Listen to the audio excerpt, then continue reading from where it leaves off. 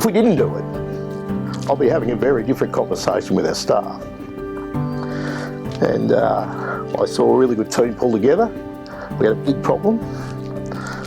I didn't have all the answers. I knew what I wanted, and I couldn't have done it without the team. And in truth, everybody saved their own job. So I'm Greg Gates, and I'm the Managing Director of the Siren Holdings Group. The Siren Group operates in the hospitality segment, and really we supply capital equipment.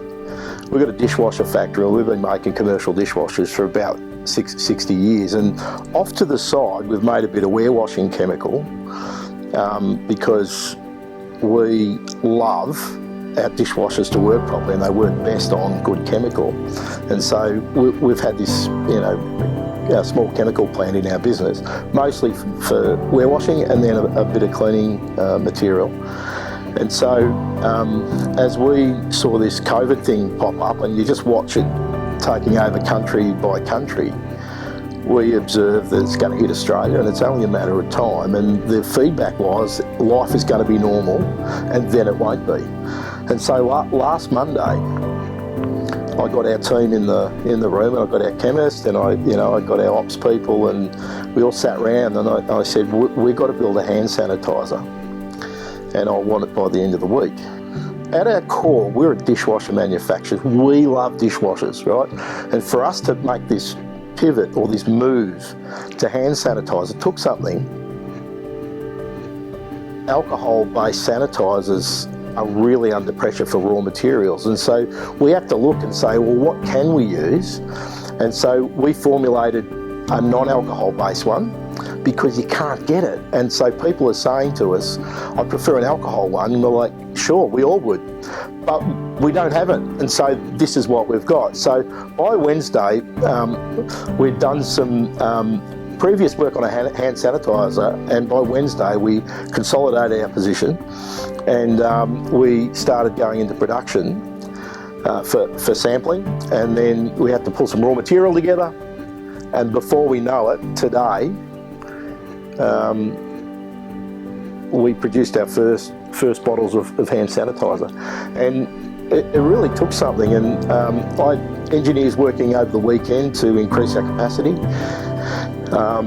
Just to source raw materials was significant, and the amount of phone calls, and you can't get a dispenser anywhere. We tried to get dispensers, right? And we went to Coles and got this.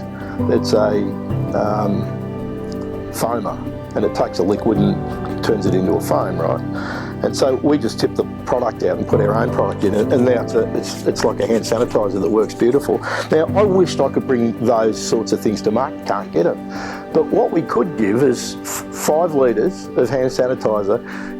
Our dishwashing detergent goes into this bottle normally, and all we did was utilise the inventory and the procedures and some of the filling equipment that we've got to produce sanitizer. And now I've got pretty much every retailer in Australia ringing me going, I heard you're making it, can you have some? Now, we can't supply everybody, we're just in a yellow shed at Caves Beach.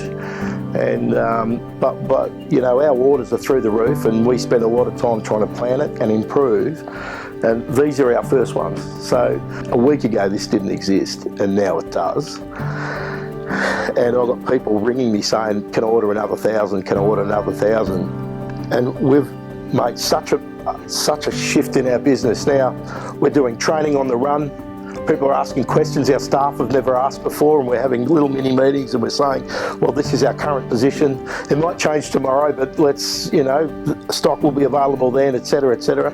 So if I look past however long this is, I've got a range of relationships that we've dealt with that I never had before. I've got people that trust me because I said I'd deliver an order, and I did.